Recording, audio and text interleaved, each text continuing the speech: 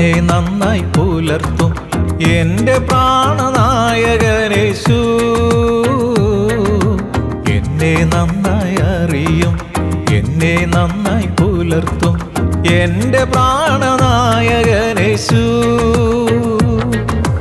അമ്മ ഓമനിക്കുമ്പോൾ, അപ്പൻ താലോലിക്കുമ്പോൾ എന്നെ നാഥൻ വഴി നടത്തും. അമ്മ ഓമനിക്കുമ്പോൾ, അപ്പൻ താലോലിക്കുമ്പോൾ എന്നെ നാഥൻ വഴി നടത്തും. കാൽക്കല്ലിൽ തട്ടാതെ ഞാൻ വീണു പോകാതെ തൻ ദൂതരുണ്ട് കാവലായി. കാൽക്കല്ലിൽ തട്ടാതെ ഞാൻ വീണു പോകാതെ തൻ ദൂതരുണ്ട് കാവലായി. ഉള്ളം കരത്തിലെന്നെ വരച്ചിരിക്കുന്നതാൽ എനിക്കേതും ഭയമേയില്ല. ഉള്ളം കരത്തിലെന്നെ വരച്ചിരിക്കുന്നതാൽ എനിക്കേതും ഭയമേയില്ല. Praise the lord. ദൈവത്തിന്റെ അതിപരിനാമം സ്തുതിക്കപ്പെടുമാറാകട്ടെ. അനുദിന വചനം, henceforth you shall catch men. ഇന്നു മുതൽ നീ മനുഷ്യരെ പിടിക്കുന്നവൻ ആകും. ഞങ്ങൾ പാറയും വീണ്ടെടുപ്പുകാരനായ കർത്താവേ, ഞങ്ങളെ അധരത്തിലെ ഓരോ വാക്കുകളും ഹൃദയത്തിലെ ധ്യാനവും തിരുസന്നിധിയിൽ പ്രസാദകരമായിരിക്കുവാൻ ആത്മാവാൻ ദൈവമേ ഞങ്ങളെ സഹായിക്കണം. അവിടെ ഞങ്ങളെ പഠിപ്പിക്കുന്നതിനായി സ്തോത്രം. യേശുവിൻ നാമത്തിൽ തന്നെ ആമേൻ. ഇന്നു മുതൽ നീ മനുഷ്യരെ പിടിക്കുന്നവൻ ആകും. അപ്പോസ്തലന്മാർ ഒരിക്കൽ കർത്താവിനോട് ചോദിച്ചു, ഞങ്ങൾക്ക് എന്ത് കിട്ടും? ഇന്ന് എല്ലാവരുടെയും സ്നേഹം എന്ത് കിട്ടും എന്നതിനെ ആശ്രയിച്ചാണ് പത്രോസ് ചോദിച്ച ചോദ്യത്തിനുള്ള മറുപടി കർത്താവ് തന്നെ പല പ്രാവശ്യമായിട്ട് പത്രോസിനത് വെളിപ്പെടുത്തി കൊടുക്കുന്നുണ്ട്. മത്തായിയുടെ സുവിശേഷം 19-ാം അധ്യായം 27-ാം വാക്യം നമുക്കൊന്ന് നോക്കാം. ഞങ്ങൾ സകലവും വിട്ട് നിന്നെ അനുഗമിച്ചുവല്ലോ, ഞങ്ങൾക്ക് എന്ത് കിട്ടും എന്ന് ചോദിച്ചു. ഇത്തരത്തിലുള്ള മനോഭാവമുള്ള ലക്ഷക്കണക്കിന് മനുഷ്യർ ഇന്ന് ക്രൈസ്തവ ഗോളത്തിലുണ്ട്. അന്ന് ചുറ്റും കണ്ണോടിച്ച് നോക്കിയാൽ മതി. എന്തെങ്കിലുമൊക്കെ കോരിയെടുക്കാനും വാരിയെടുക്കാനും വേണ്ടി മാത്രം കർത്താവിൻ്റെ പുറകെ കൂടുന്നവർ. കടലിൽ രാത്രി മുഴുവനും മീൻ പിടിക്കാൻ അധ്വാനിച്ചിട്ടും യാതൊന്നും ലഭിക്കാതെ വന്നപ്പോൾ ശിമയോനും മറ്റുള്ളവരും പടക് അക്കരെ അടുപ്പിച്ച് വല കഴുകുകയായിരുന്നു. ആ പടകിൽ ശിമോനുള്ളതായ ഒന്നിൽ യേശു കയറി. അങ്ങനെ അവൻ പടകിലിരുന്ന് പുരുഷാരത്തെ ഉപദേശിച്ചു സംസാരിച്ചു തീർന്നപ്പോൾ യേശു ശിമയോനോട് പറഞ്ഞു, ആഴത്തിലേക്ക് നീക്കി മീൻപിടുത്തത്തിന് വല ഇറക്കുവാൻ പറഞ്ഞു. യേശു പറഞ്ഞ പ്രകാരം പത്രോസ് വല ഇറക്കി. അങ്ങനെ ചെയ്തപ്പോൾ പെരുത്ത മീൻകൂട്ടം അകപ്പെട്ട് വല കീറാറായി. ശിമയോനും കൂട്ടരും സംഭ്രമിച്ചു. പിന്നീട് യേശു ശിമയോനോടായി പറഞ്ഞത് ലൂക്കായുടെ സുവിശേഷം 5-ാം അധ്യായം 10-ാം തിരുവചനം, ഭയപ്പെടേണ്ട, ഇന്നു മുതൽ നീ മനുഷ്യരെ പിടിക്കുന്നവനാകും. നമ്മുടെ കുറിവാക്യമാണ്. അത് കേട്ടപ്പോൾ ശിമയോനും കൂട്ടരും മീൻ നിറയെ ഉള്ള പടകുകളും കരയ്ക്ക് അടുപ്പിച്ചിട്ട് സകലവും വിട്ട് യേശുവിനെ അനുഗമിച്ചു. ഇങ്ങനെ അനുഗമിച്ച പത്രോസ് ഒരിക്കൽ യേശുവിനോട് ചോദിച്ച ചോദ്യമാണ് നമ്മൾ മുൻപിൽ ശ്രദ്ധിച്ചത്. കർത്താവിന് വേണ്ടി നാം പണമോ ധനമോ സമയമോ ഉപയോഗിച്ചിട്ടുണ്ടെങ്കിൽ അതിന് തക്ക പ്രതിഫലം തരുന്നവനാണ് ദൈവം. പത്രോസ് സകലവും വിട്ട് ദൈവത്തെ അനുഗമിച്ചവനാണ്. പത്രോസിന് എന്താണ് തിരികെ ലഭിച്ചത്? പത്രോസ് മനുഷ്യരെ പിടിക്കുന്നവനായി. മാത്രമല്ല, അടിസ്ഥാന പാറയാകുന്ന യേശു പത്രോസിനോട് നീ പാറയാകുന്നു എന്നും പറഞ്ഞു. മാത്രമല്ല, സ്വർഗത്തിന്റെ താക്കോലും പത്രോസിന്റെ കയ്യിൽ നൽകി. അതിന്റെ തെളിവ് മത്തായിയുടെ സുവിശേഷം 16-ാം അധ്യായം 18-19 വാക്യങ്ങൾ. നീ പത്രോസ് ആകുന്നു, ഈ പാറമേൽ ഞാൻ എൻ്റെ സഭയെ പണിയും, പാതാള ഗോപുരങ്ങൾ അതിനെ ജയിക്കുകയില്ല എന്ന് ഞാൻ നിന്നോട് പറയുന്നു. സ്വർഗരാജ്യത്തിന്റെ താക്കോൽ ഞാൻ നിനക്ക് തരുന്നു. നീ ഭൂമിയിൽ കെട്ടുന്നതൊക്കെയും സ്വർഗത്തിൽ കെട്ടപ്പെട്ടിരിക്കും, നീ ഭൂമിയിൽ അഴിക്കുന്നതൊക്കെയും സ്വർഗത്തിൽ അഴിഞ്ഞിരിക്കും എന്ന് ഉത്തരം പറഞ്ഞു. ഇവിടെ ഒരു കാര്യം പ്രത്യേകം ശ്രദ്ധിക്കാനുള്ളതാണ്. കർത്താവ് തന്റെ സഭയെ പണിതത് പത്രോസാകുന്ന പാറമേലല്ല. പിതാവായ ദൈവം പത്രോസിന് യേശുവിനെ കുറിച്ച് വെളിപ്പെടുത്തി കൊടുത്ത സത്യമാണ് ക്രിസ്തുവാകുന്ന പാറ. പിതാവായ ദൈവം നിനക്ക് വെളിപ്പെടുത്തി തന്ന ഈ പാറമേൽ ഞാൻ എൻ്റെ സഭയെ പണിയും. ഇനി അതിന് അല്പം കൂടി ആഴമായ തെളിവിലേക്ക് നാം പോവുകയാണെങ്കിൽ എഫേസ്യ ലേഖനം 2-ാം അധ്യായം 19 മുതൽ 22 വരെ വാക്യങ്ങൾ ഒന്ന് മനസ്സിരുത്തി വായിക്കണം. പത്രോസ് പാറ കഷ്ണമാണ്, ക്രിസ്തുവാണ് പാറ. ഞാൻ എൻ്റെ സഭയെ പണിയും, പാതാള ഗോപുരം അതിനെ ജയിക്കുകയില്ല. ഇന്നേവരെ ജയിക്കാൻ കഴിഞ്ഞിട്ടില്ല. പത്രോസാകുന്ന പാറമേലാണ് സഭ പണിയപ്പെട്ടിരുന്നെങ്കിൽ എന്നേ ഇടിഞ്ഞു പൊളിഞ്ഞ് താഴെ വീണതെന്നറിയാമോ? എന്നും കർത്താവിൻ്റെ സഭയെ തകർക്കാൻ ആർക്കും കഴിയാത്തതിൻ്റെ കാരണം കോർണർ സ്റ്റോൺ, മൂലക്കല്ല് യേശു ക്രിസ്തുവായതുകൊണ്ടാണ്. ഇട്ടിരിക്കുന്നതിന് മുകളിൽ വേറെ ആർക്കും ഇടാനും പറ്റില്ല. സോ സത്യം വചനത്തിലുണ്ട്. ഈ സത്യം മതപുരോഹിതൻ ജനത്തിനെ പഠിപ്പിക്കില്ല. ഇപ്പോഴും പഠിപ്പിക്കുന്നത് പത്രോസാകുന്ന പാറമേലാണ് സഭ പണിയപ്പെട്ടിരിക്കുന്നതെന്നാണ്. അത് മനുഷ്യനിർമ്മിതമായ സഭ പത്രോസാകുന്ന പാറമേലാണ്. അതുകൊണ്ടാണല്ലോ വചനത്തെ യാതൊരു വിലയും കൽപ്പിക്കാതെ കണ്ട് വചനത്തിന് പുറത്തുള്ള ജാതീയ ആചാര അനുഷ്ഠാനങ്ങൾ ഇപ്പോഴും സഭയുടെ അകത്ത് കൊണ്ടു നടക്കുന്നത്. ഓക്കെ, വചനം പഠിച്ചാൽ ആ സത്യം നമുക്ക് പരിശുദ്ധാത്മാദൈവം വെളിപ്പെടുത്തി തരും. പത്രോസിന്റെ ആ ചോദ്യത്തിലേക്ക് നമ്മൾ വരുമ്പോൾ ഞങ്ങൾക്ക് എന്ത് കിട്ടുമെന്ന ചോദ്യത്തിന് ഉത്തരം പത്രോസിന് ലഭിച്ചു. പത്രോസിന് താബോർ മലയിൽ ദൈവത്തിന്റെ മഹത്വം ദർശിക്കുവാൻ കഴിഞ്ഞു. യേശുവിൽ നിന്ന് എന്ത് കിട്ടുമെന്ന് ചോദിച്ച പത്രോസിന് ഒരു കാര്യം മനസ്സിലായി. യേശു നമ്മെ ജീവിതാന്ത്യം വരെ കരുതുന്നവനാണ് എന്ന്. അതുകൊണ്ട് പത്രോസ് തന്റെ ലേഖനത്തിൽ എഴുതിയത് ഇങ്ങനെയാണ്. 1 Peter 5:7, 1 പത്രോസ് 5:7. അവൻ നിങ്ങൾക്കായി കരുതുന്നതാകിയാൽ നിങ്ങളുടെ സകല ചിന്താകുലവും അവന്റെ മേൽ ഇട്ടുകൊള്ളുവേൻ. ഹല്ലേലൂയ. യേശുവിന്റെ കൂടെ ജീവിച്ച പത്രോസ് യേശു ആരാണെന്ന് മനസ്സിലായി. യേശു ദൈവമാണെന്ന് പത്രോസിന് മനസ്സിലായി. അതുകൊണ്ടാണ് പത്രോസ് പറയുന്നത്, അവൻ നിങ്ങൾക്കായി കരുതുന്നതാകിയാൽ നിങ്ങളുടെ സകല ചിന്താകുലവും അവന്റെ മേൽ ഇട്ടുകൊള്ളുവേൻ. എൻ്റെ മേലിടാനല്ല പറഞ്ഞേ, യേശുവിന്റെ അമ്മയാ വിശുദ്ധ മറിയത്തിന്റെ മേലിടാനല്ല പറഞ്ഞേ, കർത്താവിന്റെ മേലിടാനാ പറഞ്ഞേ. കാരണം അവൻ ചുമട് താങ്ങിയാണ്, ആധിപത്യം തോളിലുള്ളവനാണ്, അത്ഭുത മന്ത്രി, വീരനാം ദൈവം, നിത്യപിതാവാണ്. നമ്മുടെ സ്വന്തം തലയിലെ മുടിയുടെ എണ്ണം നമുക്കറിയാമോ? എന്നാൽ അത് നമ്മുടെ ദൈവത്തിന് അറിയാം. ഇന്ന് എത്ര മുടി കൊഴിയും എന്നും വൈകുന്നേരം ആകുമ്പോൾ എത്ര മുടി കൊഴിഞ്ഞു എന്നും ഒന്നെണ്ണാൻ പറ്റുമോ? സാധ്യമല്ല. അത് എണ്ണിയാൽ പിന്നെ നാളെ കുളിക്കാൻ നേരത്ത് തലേ മുടി ഉണ്ടാകത്തില്ല. കൊഴിഞ്ഞു, എല്ലാം കൊഴിഞ്ഞു, ആദി കയറി. അപ്പോൾ അതുകൊണ്ട് നമ്മുടെ തലയിലെ ഓരോ മുടിയിഴകളും എണ്ണുന്ന ഒരു ദൈവം, നമ്മുടെ ഹൃദയ വിചാരങ്ങൾ അറിയുന്ന ദൈവം, നമ്മുടെ ആയുസിന്റെ നീളം അറിയുന്ന ദൈവം, ഈ ലോകത്തിലെ സകല പക്ഷികളെയും പോറ്റുവാൻ അറിയാവുന്ന ദൈവം, കരയുന്ന കാക്ക കുഞ്ഞു പോലും ആഹാരം കൊടുക്കുന്ന ഒരപ്പൻ, അവിടുന്ന് സകലരെയും കരുതുന്നവനാണ്. 800 കോടിയിൽ പരം ജനങ്ങൾ ഈ ഭൂമിയിലുണ്ട്. ഈ 800 കോടി ജനത്തിനും ആഹാരം കൊടുക്കുന്നത് ഈ കർത്താവായ യേശുവാണ്, ദൈവമാണ്. ഇന്ന് പലരും ആവലാതിപ്പെടാറുണ്ട്. എന്തിനാ? ഞാൻ ഇത്ര നാൾ ദൈവത്തെ സേവിച്ച് നടന്നിട്ട് ദൈവം തന്ന പ്രതിഫലം ഈ കഷ്ടതയും വേദനയും അല്ലേ എന്ന്. എന്നാൽ സ്വർഗത്തിലെ ദൈവത്തിന് ഒരു മറുപടിയുണ്ട്. നാം ചോദിക്കാത്തത് പോലും തരുന്നവനാണ് ദൈവം. ഒരിക്കൽ ദിദ്രപണം വാങ്ങുന്നവർ പത്രോസിനോട്, അതായത് ടാക്സ് കളക്ടേഴ്സ്, നിങ്ങളുടെ ഗുരു നികുതിപ്പണം കൊടുക്കുന്നില്ലയോ എന്ന് ചോദിച്ചു. യേശു പത്രോസിനോട് പറഞ്ഞു, മത്തായിയുടെ സുവിശേഷം 17:27, എങ്കിലും നാം അവർക്ക് ഇടർച്ച വരുത്താതിരിക്കേണ്ടതിന് നീ കടലിലേക്ക് ചെന്ന് ചൂണ്ടൽ ഇട്ട് ആദ്യം കിട്ടുന്ന മീനെ എടുക്കുക.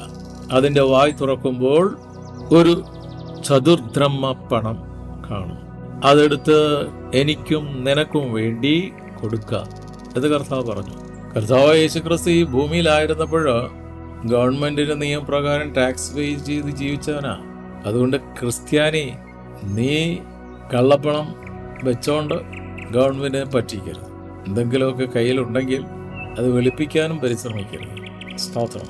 ദൈവത്തിന്റെ മക്കളാണ് കറക്റ്റായിട്ട് ടാക്സ് പേ ചെയ്യേണ്ടതാണ് എന്ന കർത്താവ് യേശുക്രിസ്തു പഠിപ്പിച്ചിട്ട് കർത്താവിന്റെ പേരും പറഞ്ഞ കോടിക്കണക്കിന് രൂപ അടിച്ചു മാറ്റി റെയ്ഡിന് വിധേയരായിപ്പെട്ടിട്ട് എന്തൊരു നാണക്കേടാണ്. സുവിശേഷം കൈ പിടിച്ചോണ്ടായി പണി ചെയ്യുന്നത്. അതുകൊണ്ട് കർത്താവിൽ നിന്ന് ടാക്സ് പേ ചെയ്യുന്ന കാര്യം കണ്ടുപിടിക്കുക. യേശു കൊടുത്തത് പത്രോസിനും യേശുവിനും വേണ്ടി ചതുർത്ഥപ്പണം. നാം ചോദിക്കുന്നതിലും നനയ്ക്കുന്നതിലും അധികമായി ദൈവം ചെയ്തു തരുന്നു. കർത്താവിൻ്റെ വഴികൾ കാറ്റിലും കൊടുങ്കാറ്റിലും ഉണ്ട്. പെട്ടകത്തിൽ സുരക്ഷിതരായിരുന്ന നോഹയെയും കുടുംബത്തെയും കരക്കടിപ്പിച്ചത് കാറ്റായിരുന്നു. ഇസ്രായേലിന് ദൈവം കാടപ്പക്ഷികളെ നൽകിയത് കാറ്റടിപ്പിച്ചാണ്. എന്ത് കിട്ടും എന്ന ചോദ്യത്തിന് നടുക്കടലിൽ നീ മുങ്ങുമ്പോൾ പകരം തരുന്നവനാണ് ദൈവം എന്നതാണ് ഉത്തരം. പത്രോസ് കടലിൽ മുങ്ങുവാൻ തുടങ്ങിയപ്പോൾ യേശു കരം നൽകി അവനെ പിടിച്ചു കയറ്റി. മറ്റുള്ളവരെല്ലാം അവഗണിച്ചു പോകുമ്പോൾ ഞാനില്ലേ ചാരെ എന്ന് പറഞ്ഞ് ആശ്വസിപ്പിക്കുന്നവനാണ് നമ്മുടെ ദൈവം. അവന് ഹിസ്കിയാവിന്റെ ആയുസ്സിനെ 15 സംവത്സരം നീട്ടിക്കൊടുത്തവനാണ്. നിരാശയിൽ ആണ്ടുപോയ ഏലിയാവിനെ നിനക്ക് ദൂരെ യാത്ര ചെയ്യുവാനുണ്ട് എന്ന് പറഞ്ഞ് മടക്കിക്കൊണ്ടുവന്നവനാണ് ദൈവം. 5 അപ്പവും 2 മീനും കൊണ്ട് വിശക്കുന്നവർക്ക് തൃപ്തി വരുത്തിയവനാണ് ആര്? കർത്താവ് യേശു. അബ്രഹാം യാഗവേദിയിലേക്ക് പോയപ്പോൾ യാഗമൃഗത്തെ നൽകി കരുതിയവനാണ് ദൈവം. അതുകൊണ്ട് സഹോദരങ്ങളെ, ദൈവം സകലവും അറിയുന്നു. ഒന്നും യേശുവിന് മറവായിരിക്കുന്നില്ല.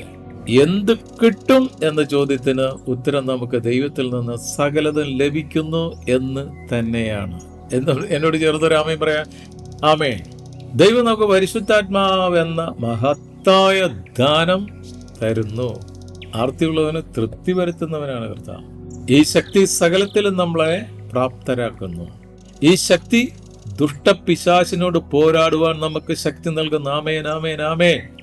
ഈ ശക്തി പരീക്ഷകളിലും കഷ്ടങ്ങളിലും വീണുപോകാതെ നിൽക്കുവാൻ ധൈര്യം നൽകുന്നു.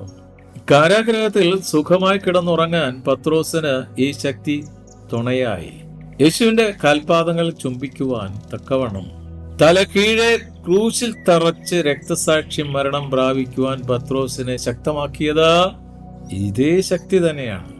അതുകൊണ്ട് ഞങ്ങൾക്ക് എന്ത് കിട്ടും എന്ന ചോദ്യത്തിന് ഒരു ഉത്തരം കൂടി വചനം തരുന്നു. 1 പത്രോസ് 5:4. ആ ചോദ്യം ചോദിച്ച പത്രോസ് തന്നെ അതിന് ഉത്തരം നൽകുന്നു. എന്നാൽ ഇടയശ്രേഷ്ഠൻ പ്രത്യക്ഷനാകുമ്പോൾ നിങ്ങൾ തേജസ്സിന്റെ വാടാത്ത കിരീടം പ്രാപിക്കും.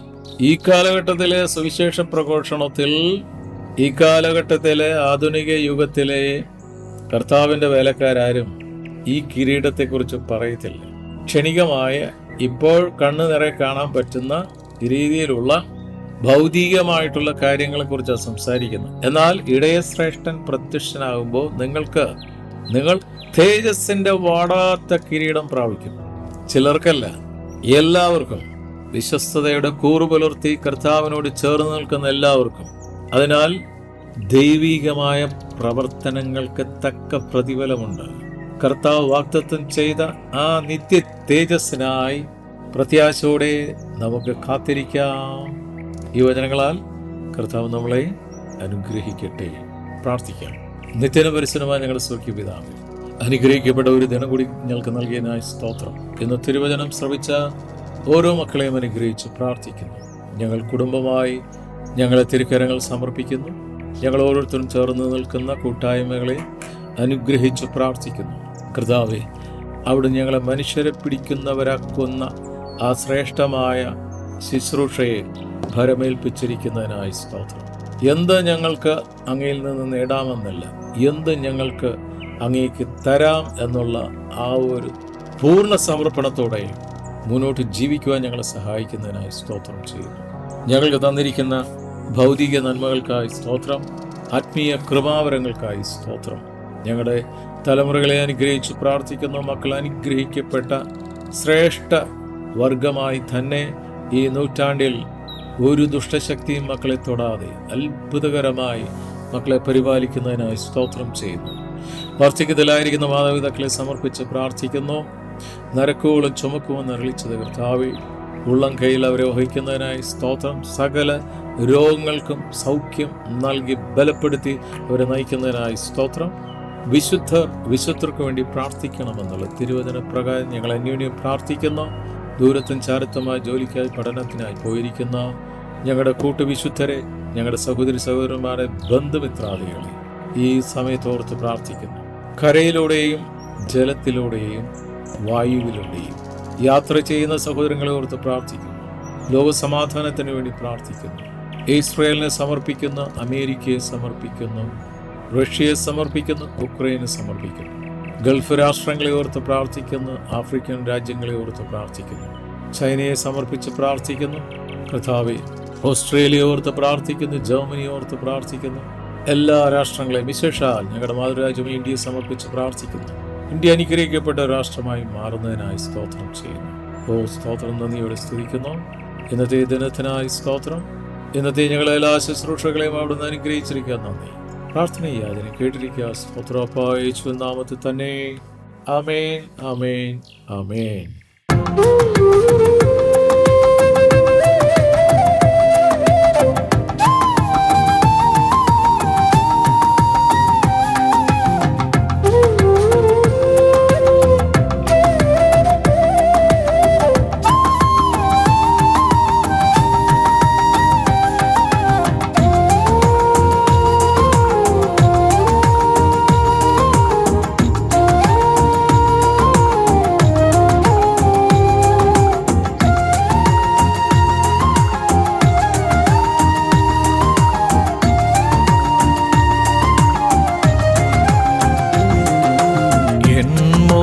പാടില്ല, ലജ്ജിതനായി തീരില്ല, നിന്ദിച്ചവരുടെ മധ്യത്തിൽ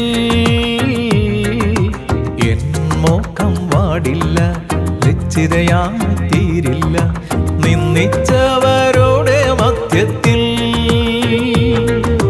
വരും കാലമൊക്കെയും എൻ തല ഉയർത്തി നടത്തിയിടും അന്ത്യം വരെ. വരും കാലമൊക്കെയും എൻ തല ഉയർത്തി നടത്തിയിടും അന്ത്യം വരെ. നാഥൻ വരവിൻ ലക്ഷണങ്ങൾ കാണുന്നേ അന്ത്യകാല സംഭവങ്ങളാ. നാഥൻ വരവിൻ ലക്ഷണങ്ങൾ കാണുന്നേ അന്ത്യകാല സംഭവങ്ങളാ. എണ്ണ നിറച്ചിടാം, കാത്തു കാത്തിരുന്നിടാം എൻ പ്രിയൻ വരവിനായി. എണ്ണ നിറച്ചിടാം, കാത്തു കാത്തിരുന്നിടാം എൻ പ്രിയൻ വരവിനായി. എന്നെ നന്നായി അറിയും, എന്നെ നന്നായി പുലർത്തും എന്റെ പ്രാണനായകനേശു. എന്നെ നന്നായി അറിയും, എന്നെ നന്നായി പുലർത്തും എന്റെ പ്രാണനായകനേശു. അമ്മ ഓമനിക്കുമ്പോൾ അപ്പൻ താലോലിക്കുമ്പോൾ എന്നെ നാഥൻ വഴി നടത്തും. അമ്മ ഓമനിക്കുമ്പോൾ അപ്പൻ താലോലിക്കുമ്പോൾ എന്നെ നാഥൻ വഴി നടത്തും.